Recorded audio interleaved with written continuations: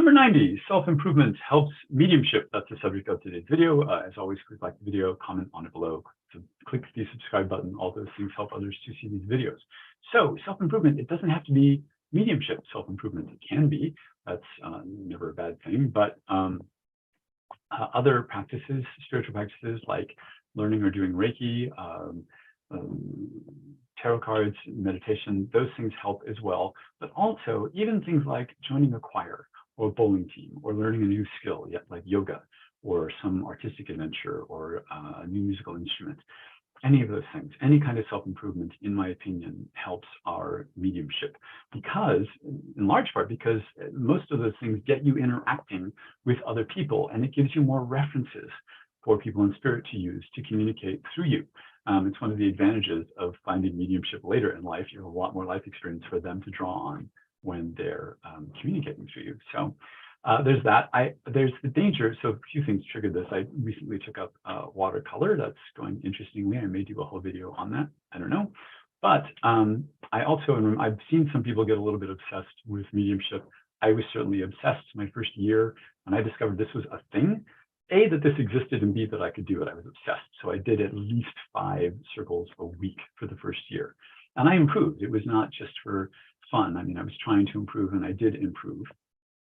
But I'd say mediumship should not be your whole life. If you're a fledgling medium, this should not, don't think of this as being your whole life. Because the more it becomes like that, the more it becomes about you.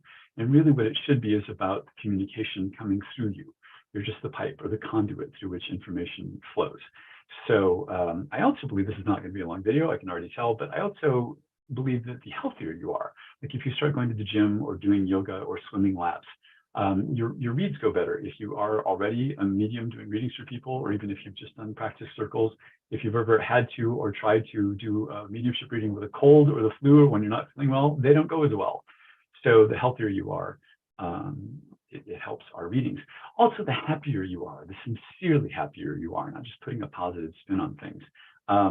That has forever affected my readings, and I've known that right from the beginning. So especially if the self-improvement you're embarking on it brings you joy and or brings you healing. I think those are really good.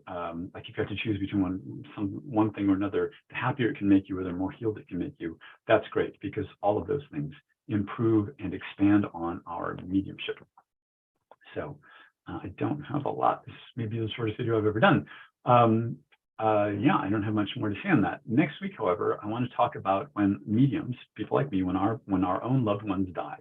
Some of us don't handle that well, and part of that not handling it well, even though we're certain of an afterlife, is I think a lot of us feel this guilt or this responsibility to put on this, holy spiritual face, and because we do know that our loved ones continue, but I want to talk about that. So that's next week's video. As always, comment below, click the subscribe button. All those things help people to see these videos.